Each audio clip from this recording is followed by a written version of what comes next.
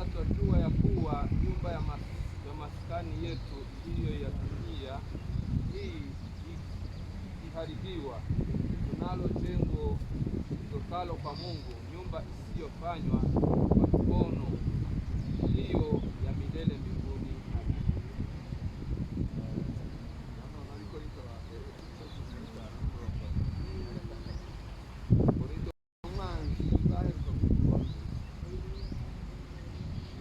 Tumesema adui wa mwisho atakayebatilishwa ni mauti. Amen.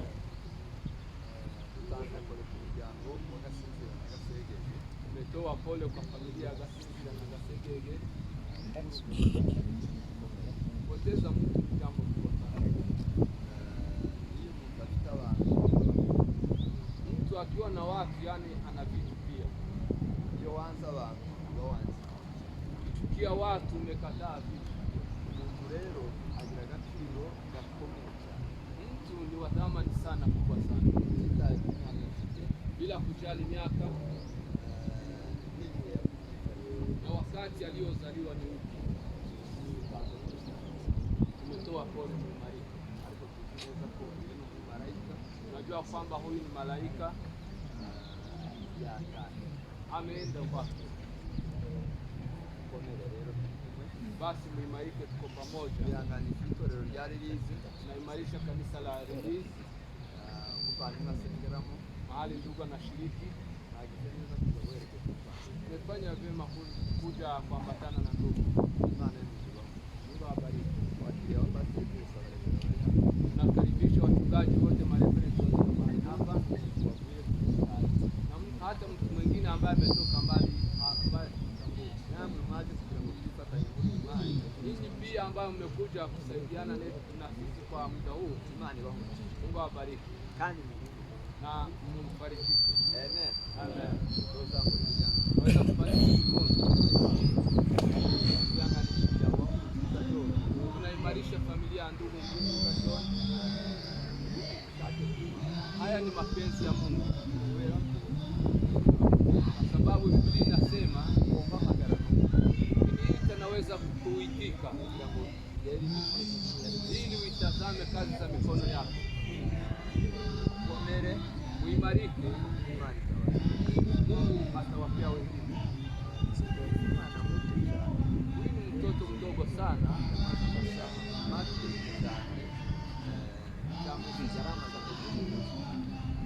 basi alikuwa miezi 9 kwa tumbo ya mama yake, akazaliwa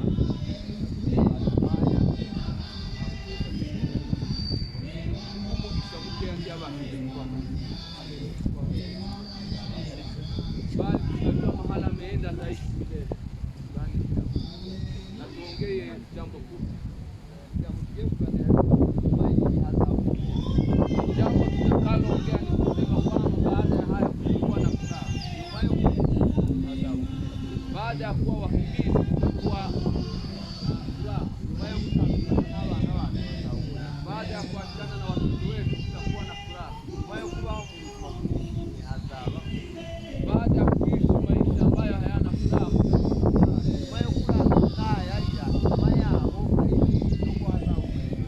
baada ya kulala mtafikia, baadaye mtakuwa na furaha na furaha tele. Kuna mwimbaji amesema kwamba watu hutafuta suluhisho kwa watu wenye Mungu, bali Mungu anayejibu la mahitaji yetu ni Mungu wa Israeli pekee yake. Paulo nayo ngaze kuandika jambo twasomye. Paulo alipoandika neno tulilosoma, aravuga ngo tuzi uko niba inzu ingando yacu zasenywa, twajua kwamba ikiwa nyumba yetu ya maskani ya ulimwengu itaangamizwa, inyumba kutoka kuma, tunalo jengo kutoka kwa Mungu, nyumba isiyojengwa kwa mikono ya mwanadamu. Hiyo haitaisha. Hiyo ni ya mbinguni. Nyosha mikono yetu. Haleluya. Paulo yavuze ingano zitandukanye. Paulo amesema pande mbili tofauti, ingano maskani mbili zitandukanye tofauti. Hizo ndizo mahali tumeundiwa. Kwa umuntu wese yaba perezida wa Republika, yaba umwana wa mzee, yaba yabumaze amezi 9 cyangwa tukamubona ni ingando. Amesema kuhusu kila mtu wa kila aina ni maskani mbili peke yake. Paulo agereranya ingando ya mbere ni hema. Paulo akafananisha maskani ya kwanza na hema.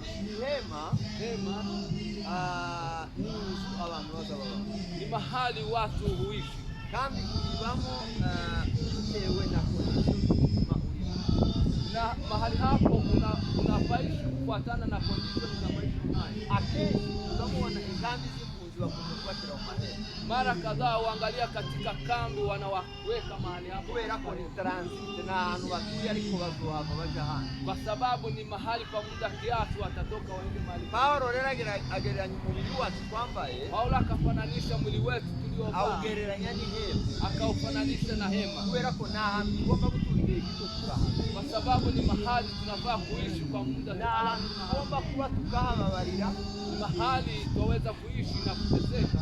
Hema Paulo aravuga ngo iyo umuntu ari mu ihema azaha bigiye gito dabo. Paulo akasema mtu akiwa ndani ya hema huishi kwa muda kiasi. Nukuvuga ngo ihema ligira mahali hapo pana maisha mafupi sana. Cha kabiri ihema abantu barijyamo cyane, na mahali ndani ya hema watu huteseka na kulia sana. Cha gatatu abantu baraniha. Jambo la tatu watu huteseka sana. Baraniha cyane, watu huteseka sana kweli nyamaro iba yabarenze kwa sababu ya tabu na shida kubwa. Cha kane urasenyuka igihe cyose, na mara ine ubomoka anytime. Nukuvuga ngo igihugu kibaye kusema upepo ukija kwari hema kuangusha hema hiyo, mafuriko yakija anabeba hema, uzuri yije kibasha kusenya hiyo hema. Izuba ryawe ryinshi nanone rirase, na jua ikiwa kubwa sana hubomoa pia. Umuyaga ubaye upepo ukiwa mwingi nao pia hubomoa. Hema iteka ryose buriya biba riri standby. Hema kila mara huwa iko tayari kuweza kubomoka. Cha gatanu irarwara, na jambo la tano huweza kuugua, mwisho inakufa. Hanyuma lero igafa. Mwili huu tuliovaa ndilo hema Paulo ameweza kusema. Hiyo tuli muri uyu mwili tukiwa katika mwili huu, utitaye ngo ukiki wambari ubahe bene tutamadukura nini, bila kujali unakula nini, unavaa nini, umesoma na mambo mengine kwa muda kiasi. Na jambo la pili, mwili uteseka sana. Jambo la tatu kulia. Ndio sababu sasa tunalia kwa sababu tumepoteza. Kandi urania ugataka ibisonga ibintu bitandukanye bikuza. Uweza kulia sana na mambo kadhalika. Ikindura senyuka gusenyuka rero. Na wengine tunabomoka na kubomoka huko ni kwa milele Ndani mwili. Jambo la mwisho, mwili huu huweza kufa. Ndio sababu mtoto huyu amekufa. Alikuwa hivi. Basi kuna step nyingine Paulo ameweza. Aravuga ngo hari inyubako itarubatswe n'umwana w'umuntu. Kuna jengo ambalo halikuweza kujengwa kwa mikono ya mwanadamu. Nyubako ngo yaturutse ku Mana yonyine. Na jengo hilo limetoka kwa Mungu pekee. Aravuga ngo iyo nyubako tutashika. Na jengo hilo halitaisha. Kandi aho izaba. Na mahali itaisha. Nta marira azabayo. Hakuna machozi. Hakuna hagusenyuka, hakuna kubomoka, nta kwiganyira, hakuna nta kurara tu, hakuna kukesha, hazamunezero tumaini. Kutakuwa na furaha baada ya haya. Naweza kunyosha mikono. Haleluya. Paulo arongera abwira Bikorinto, Paulo akaambia Wakorinto tena, arababwira ngo ntimubabaro nk'abantu batagira basi msilie sana kama watu ambao hawana tumaini, kwa sababu alikuwa anajua ya kwamba kifo ni adui wa mwisho. Yarazi ko urupfu ari umwanzi wa mwisho. Kifo zarutandukanye umwana n'umuntu, tofautisha mzazi na mtoto, uratandukanye tofautisha Mkristo na kanisa, uratandukanya ukamkura mu muryango ukamukwa, ngatoa mtu ndani ya familia na mchukua. Lakini Mungu amepeana kitu, Imana yatanze igisubizo. Biblia ivuga ngo umwanzi wanyu muzaherukira abandi gukurwaho. Biblia imesema adui wa mwisho ambaye ataweza kuondolewa ni kifo. Nyoshe mkono. Haleluya. Adui wa mwisho ambaye atatoweka umwanzi wa nyuma uzakurwaho n'urupfu. urupfu Na kifo nicyo kintu abantu baza bicara bakagira igisubizo. ndilo jambo ambao watu huweza kuketi na kukosa. Tutazarwara tugatanga amafaranga yose dufite. Mtu ugua tunatoa pesa zote tulizo nazo. Ariko urupfu rukaza rugatwara umuntu. Lakini kifo kinakuja kinamchukua. Umubyeyi Mzazi aza apfukama ku maguru y'umwana, kupiga magoti kwa miguu ya mtoto, akamurira n'agahinda kenshi cyane, analia akiwa na uchungu mwingi sana. ariko urupfu rukaza rugatwara umwana. Lakini kifo kinakuja kinachukua Ariko mtoto. igisubizo gikomeye, Bali tuna suluhisho, jibu la mwisho. iyi ni inzu itazasenyuka. Tuna nyumba ambayo haitabomolewa. Niyo maana Niyo mpamvu Paulo yabwiye Abikorinto arababwira ngo niba Kristo Yesu yarazutse, ndio maana Paulo amesema ikiwa Kristo Yesu amefufuka, n'aba basinziriye muri bo bazazuka. hata hawa waliolala katika yeye watafufuka. Tuzamure ibiganza, Tunyoshe mikono. ahimbazwe. Amen. Aravuga ngo ibyo by'ideni zose Akasema tumaini hilo iyo ubifite ikiwa unalo, ugendana ko unatembea ukiwa na deni zo confidence. byiringiro. Tumaini hilo Iyo ubifite ukiwa nalo, uzubabara ukagira aho ugaruka. waweza kuwa na uchungu lakini unakuwa na kiasi. Hari umurinzi wavuze ngo tuzutaha. Kuna mwimbaji amesema tutaenda kwetu duniani, si kwetu, tutaenda nyumbani. Iyo ni kweli ya Mungu, tutaenda. Kuna ukuri kw'Imana tuzaja mw'ijuru. Yohana yandika ijambo rikomeye. Yohana akasema jambo kubwa. Tuzamure maandiko. Tunyoshe mikono yetu. Ahimbazwe. Amen. Aravuga ngo kuko Imana yakunze abari ku isi cyane, Akasema ikiwa Mungu amependa walio ulimwenguni ngo sana, zatumye itanga umwana wayo amemtoa mwana wake wa pekee, kugira ngo umwizera we ili kila mwaminie ngo atazaribuka, asipotee, ahubwo ngo azahabwe bali awe na uzima wa milele. iraga itatu turusha abandi bantu bose badakura. Urizi aina tatu ambayo tulio nao zaidi ya watu wengine hapa ulimwenguni. Niyo nshobore cyo mkuwa. Hapo ndipo mahali nimetamatisha kwa kuwabariki. Naweza kunyosha mikono. Amen. Urage wa mbere, Urizi wa kwanza, Yohana yarangiza aravuga ngo, Yohana ameandika kasema, aravuga ngo turi abana b'Imana, kasema sisi ni wana wa Mungu, wari uko tuzasaka turebe. lakini vile tutakavyofanana Aravuga ngo Kristo naza, Kristo akija tuzasana. tutafanana na yeye. Koza muri biganza. Naweza kunyosha mikono. Wowe urage wa mbere. Urizi wa kwanza. Urage wa kabiri, Urizi wa aina ya pili, Imana yatukutabara. Mungu ameweza kutugeuza warithi. Tuna mahali petu katika ufalme. Hata kama tunatembea kama wengine, Nuko tugenda kabandi wote. hata kama tunachangia chakula, Nuko dusangira ibiryo. hata kama tunaishi kwa kiloti moja, Nuko duturanye mu maflota. lakini tuna urithi nyingine ambayo hawana. Ariko dufite ubundi mwihariko batagira. Urage Urizi huu, zamuri Imana itubare. amen, Warawemerewe kugaragara. tumekubaliwa hadharani. Usiye sasa akaja kumusaraba. Siku Yesu amekuja na kwenda msalabani. Yaravuze ngo bakubwire. Amesema wale watu walio na mizigo, njoni kwangu nitawapumzisha. Zamuri Amen. urage wanjye. Na urizi wa mwisho, Uzakundana na Yesu. tutaishi pamoja na Yesu. Uzasangira nawe. Tutakula pamoja na yeye. Uzabana nawe. Tutaishi naye milele. Uzamuri biganza. Naweza kutosha mikono. Umuri kimuziki. Basi mfarijike. Umwana rero Mtoto huyu yaje. amefika. Muri ibyo bikomeye cyane. Mwimbaji amesema jambo kubwa sana. Arayimba aravuga ngo nta marira azabayo, Akasema huko hakuna machozi, nta gusuzuma, hakuna kufikiria mambo mengi, nta kubabara, hakuna kuhuzunika. kwanza tutakula. Mbinguni hakuna kuhuzunika. Basi jambo jema. Basi acha tuombe Mungu. Tukadusenge Imana. Tukamwomba Reverend Rongai aweze kuomba Mungu neno la Mungu. Turasaba Reverend Kubarongai asenge ku ijambo ry'Imana. Na baadaye nitaongea mawili matatu Hanyuma ndavuga bishangu atatu. na tutawapea nafasi wale ambao Turaza kumwanya baza kutuyobora mu Acha. Kandi tusenge tusenge Mungu. basi tuombe sisi wote, tuombe familia hii. Baba, tunasema ni asante asubuhi ya leo. Bwana Yesu Kristo, jina lako litukuzwe. Asante kwa neno lako. Ufalme wako ufike. Asante kwa sababu Mapenzi yako yatimizwe tunajua ya kwamba hapa duniani kama huko mbinguni. Baba, tunakuonyesha familia hii, Baba, tunaweza mioyo ya familia watu. nzuri za John. Farijika. Tunaombea Bwana Yesu Kristo, Fariji mioyo ya watu. uwezo wako Bwana Yesu, Neno lako utukufu ligeuke wako na nguvu zako na waweze uweze kuokoka. kumwonyesha mama mzazi mahali alipo. Tunaombea familia hii Yesu, uwezo wako na utukufu wako uwasaidie Bwana Yesu. Tunawaombea faraja kutoka kwako, uwafariji katika jina la Yesu, uwafariji Bwana Yesu Kristo.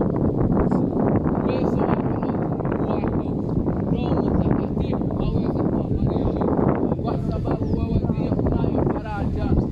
Waweza kutoa Bwana Yesu Kristo faraja kamili, wafarijike, waimarike na nguvu zako na utukufu wako, nguvu zako Bwana Yesu Kristo. Baba, tunawaombea nguvu zako na utukufu wako, waimarike katika uwezo na utukufu wa nguvu zako. Wewe ndiye una uwezo huo, nguvu zako Bwana Yesu Kristo, nguvu zako Bwana Yesu. Baba, waimarike, wafarijike, uwezo wako na utukufu wako, uwezo wako na utawala wako Bwana Yesu wema, Bwana Yesu Kristo, uwezo wako na utukufu wako Baba, tunahitaji Roho Mtakatifu, neno lako liwafariji, uwezo wako kuwafariji Bwana Yesu Kristo. Roho Mtakatifu waimarishe, kwa sababu wao peke yao hawawezi bila wewe. Wewe ndio waweza kuongea na mioyo yao, wewe ndio waweza kuongea na nafsi zao, wewe ndio waweza Bwana Yesu Kristo. Baba, tunawaombea uwezo wako na utukufu wako uwe pamoja nao katika mambo yote na katika maisha yao, uweze kuwafariji familia yote kwa ujumla, barikiwe na uwezo wako katika jina la Yesu.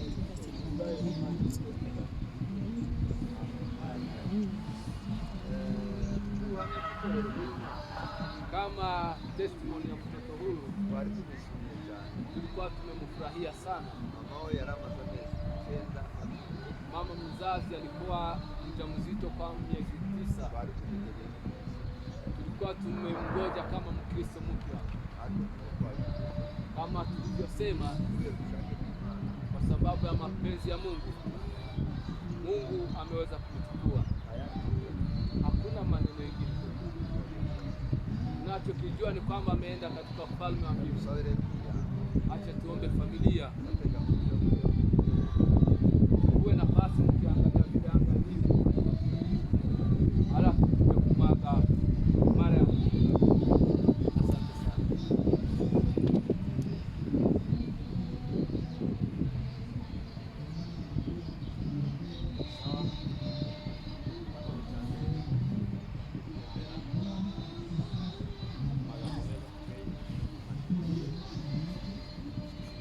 sana.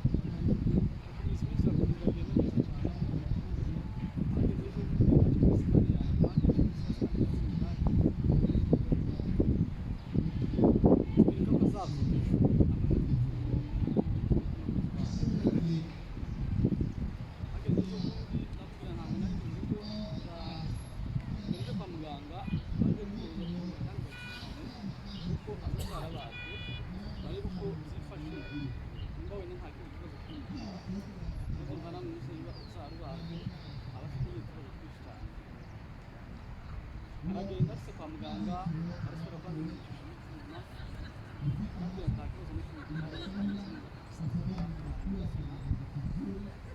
bongera kandi kumushusha gusikanira kugira ngo batari kandi ari icyuma tugeze aho ngaho turaza twajeje mu gitondo ari muzima kugira tubanze uca ahantu kwa muganga baze barebe ukuntu bimeze kandi kugira ngo tujye baze kubyaza muri sante tuhageze baramupima baramubwira ngo meze neza umwana arimo atera mu nda neza nta kibazo bayicaye hafi gusa aho ngaho aho twari twacikwa aratubwira ati ngore ashobora kubyara neza gutekereza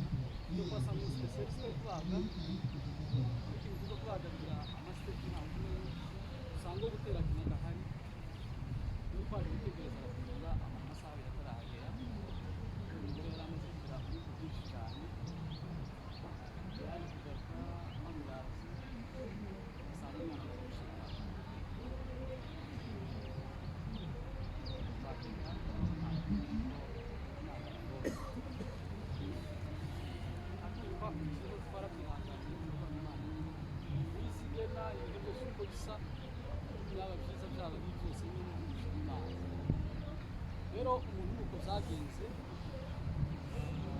nawe kandi mwabonye ataje kubera abantu ntabwo yarigeze aha ngaha kubera nyine icyo kibazo rero tudatinze reka tubashimire twe mwese abantu babashe kugera aha ngaha ari mu gihugu hanze neza nongera gushima n'Imana yakomeje umudamu kuko ntabwo bwari bworoshye ntabwo byari byoroshye kubona umudamu wabazwe bakamutamo umwana arimo areba natekerezaga yuko ashobora kuba bamukoreye ariko nibyo wari usa n'uwahungabanye umutima cyane Imana mushimire ko tumukomeje nawe ntaseka agasikiriza aha ngaha rero ndashima Imana ko icyo kintu ubona bimaze gutekereza byinshi ariko nyine Imana igaragaza kurwanya kandi ndashima Imana yuko yamurindiye aho hantu kuko yamaze kubyara arongera agira ikindi kibazo baratubwira ngo amaraso arashize kandi bishoboke yuko nawe ashobora kurangiza Imana nicaye ndavuga nti Imana ntabwo wansezeranyije ko nzopfaka mutoya kandi iryo sezerano sindifite ntabwo tugifitanye nawe ayo makuru ni ay'aba baganga ariko ntabwo ari amakuru yawe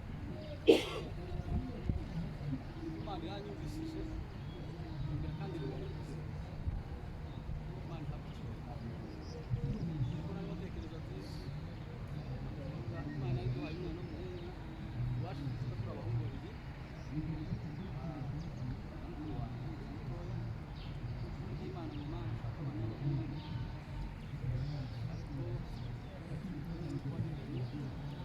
ariko nawe wamuhaye n'abanduza bawe rero abashimiye abantu bose kuko nari bavuze abaje gufasha mu mugongo ejo hageze abantu benshi hariya bamaze kumva ayo makuru baza kureba barakomera cyane n'ibintu habaho kubona abantu babaho umugore wacu uko bwageza kose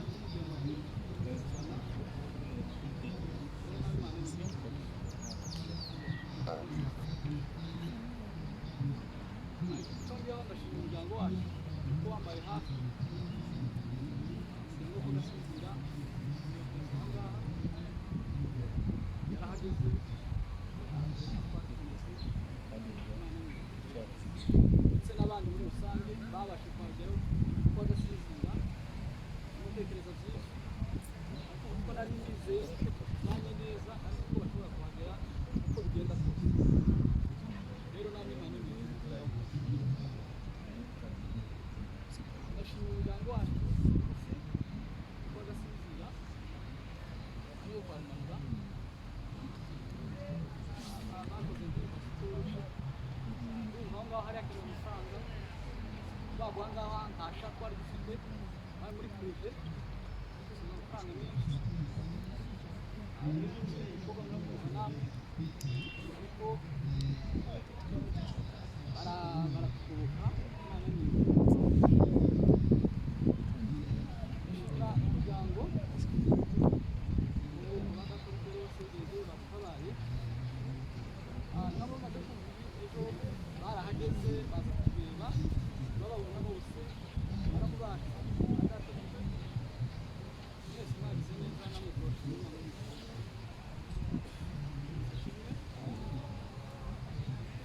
ndashimira abantu bo mu karere ka Rongai nako ka Mihango Mihango niho mbyimukira ndamara n'amezi 3 ariko bambaye hafi nari mu bitaro bakaza bakagera mu rugo bagasanga bahari biva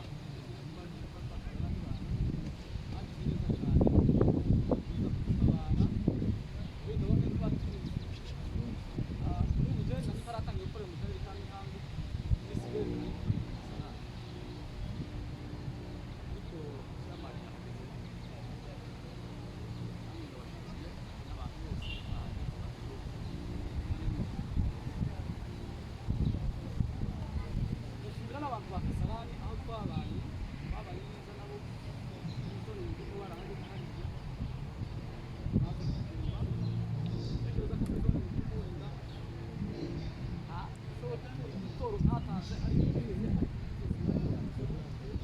abashinzwe barabigasa nabo bakizurutse imana ndetse ashimwe cyane ndashimira ikarisa rya Rilise ariko n'abaturanyi ba hariya nibwo bigeramo abo tutinze ariko bagaragaje imbaraga zikomeye cyane kugira ngo bashe gutabara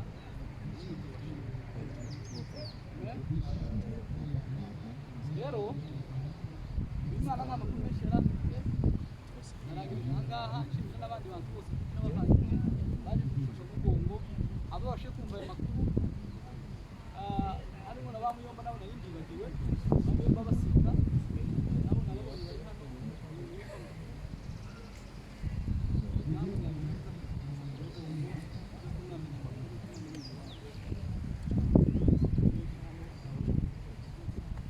nashimira n'abantu b'iwacu mu karere abanyakarere korana neza nabo nababonye ngaha uzagore kitaza kiza kiza baza kijya gashaganya umutima w'umuntu nimba nta kindi kintu wakora ngo icyo wakora ukashimira ariko uza amahirwe ukabona abantu uza umufuko mu mutima kandi ukongera amenye perezida wacu kari hari inyuma mu karere ka Karindwi nawe kandi hamwe n'abandi ndetse na perezida w'akarere ka Karindwi nawe namubonye mwese mwakoze cyane rero ndabashimiye mwese ababashe kugera aha ngaha n'abatabonye umwanya wo kuza hano hari abandi basigaye ku mudamu ndetse baracyari kandi aho yabagiye mwakijyanye ariko natwe tuzi ko Imana kandi ameze neza nta kibazo Imana yagaragaje ukuboko kwayo n'imbaraga zayo rero mwese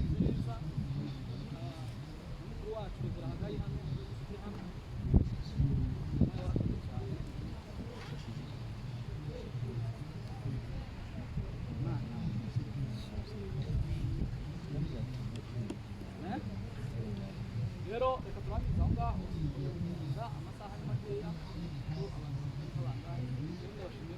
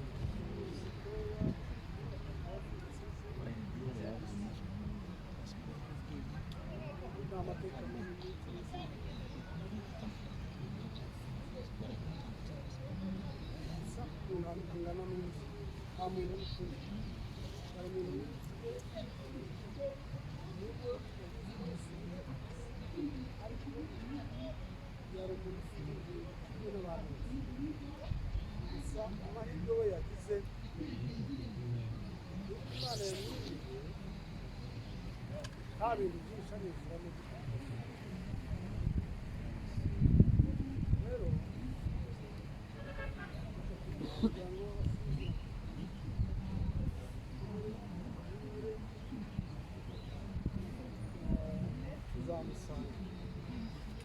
tuzamusanga ari umwere ari muzima ataragiye yinzira byinshi mukomere mwihangane tunabashimira abo twari tuzi ko bingana bityo twari ibintu kumwe imirimo yanyu mukaza turabashimira itorero ryahagarariye tukabara neza icyo kintu gikomeye cyose cyo kugira nyuma abantu bagomba kugaragaza mu imbaraga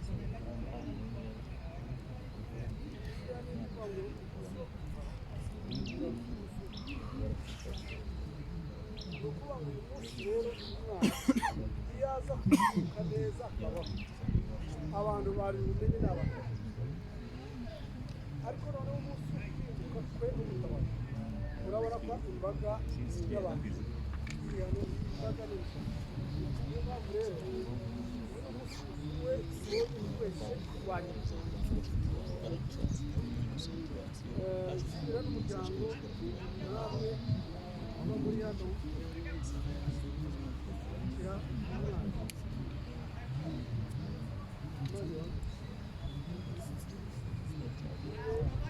ababyeyi b'umwana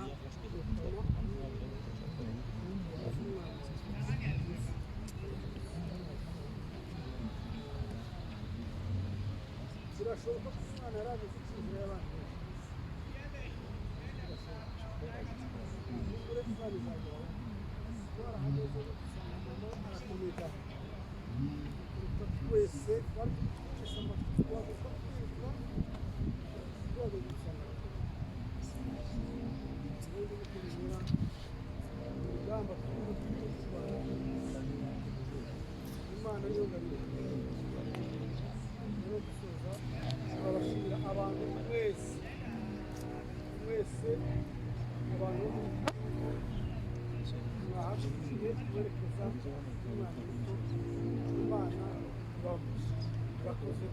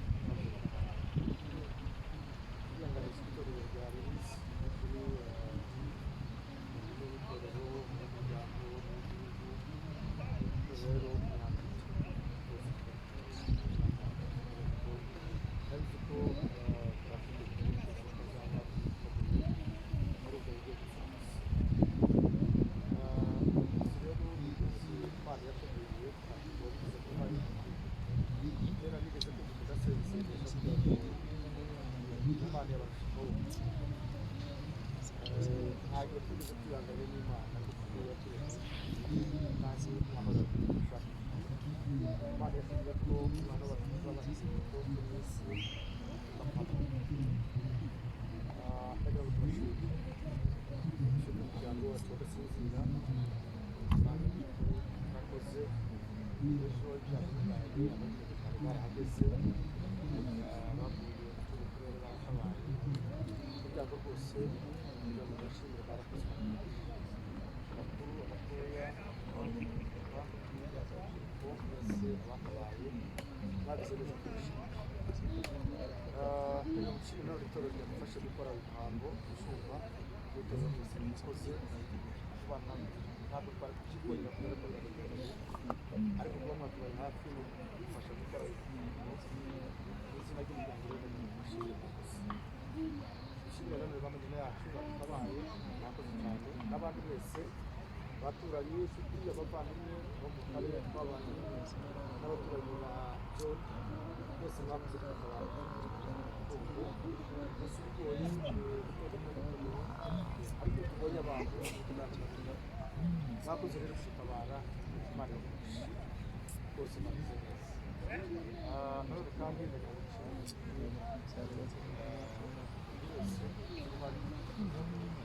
bigende neza yaba ari abari aha n'abari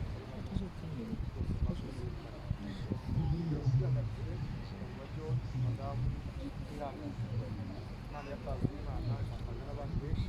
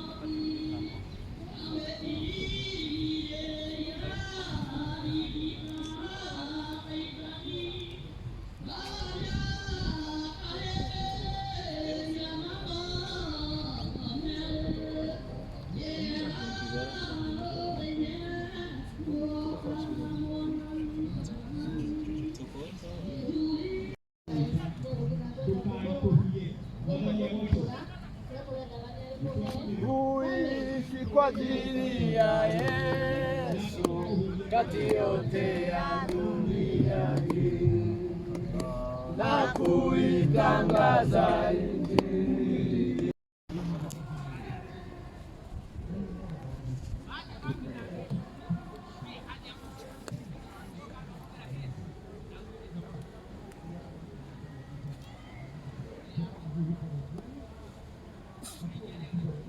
Sawa, abafunzi cyane. Mchungaji, asanteni sana. Reka dukomeze ururabo rwa famiye Nkurunziza. Tuendelee na maua ya familia Nkurunziza.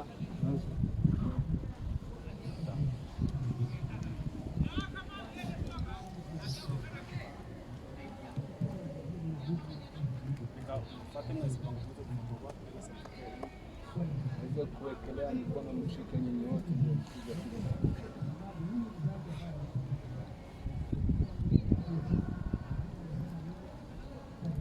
Arakoze cyane, reka twumve Familia Gasegege.